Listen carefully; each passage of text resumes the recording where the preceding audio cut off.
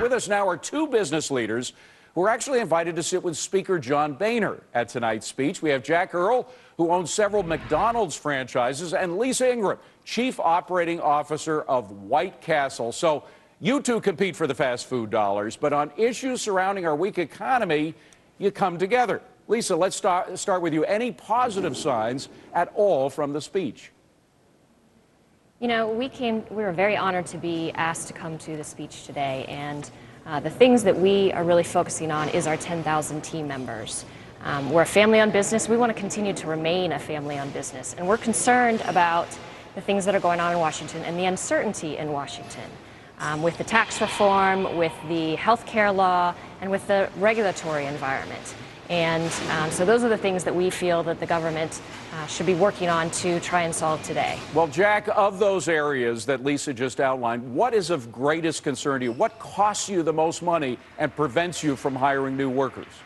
Well, let me first address the fact that I am chairman of the International Franchise Association and a small business owner.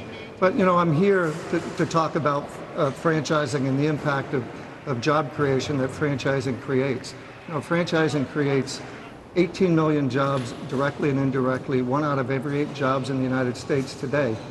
And one of our biggest issues right now is access to credit. So many of our franchise systems can't get the credit they need to grow their brand. And that's a real problem for us. Well, who do you blame for that problem?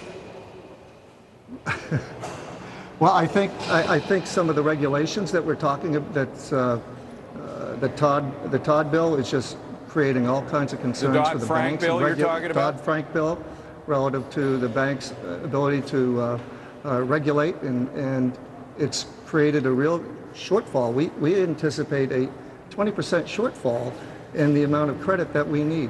We could have created 80,000 new jobs this year alone if franchising had the credit available to it to grow their brands. All right, well, Lisa, let me talk to you, because White Castle is, of course, it's known for its sliders, which are great, we all love, but it's also known for giving some pretty good benefits to the workers at White Castle.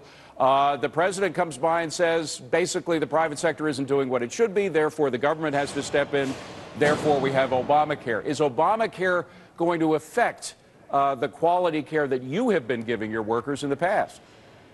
You know, as I said, we have 10,000 team members, and we've been offering health insurance since 1924, and we want to continue to be able to offer health insurance for our team members, and we're really committed to being able to do that.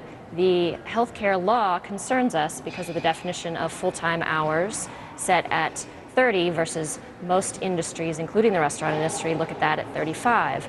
So the health care law to us, looks like it's going to add costs and potentially decrease coverage. So we're very concerned about that. Lisa, is there any way you think it can be tweaked, or does it just have to be overturned in order to get progress?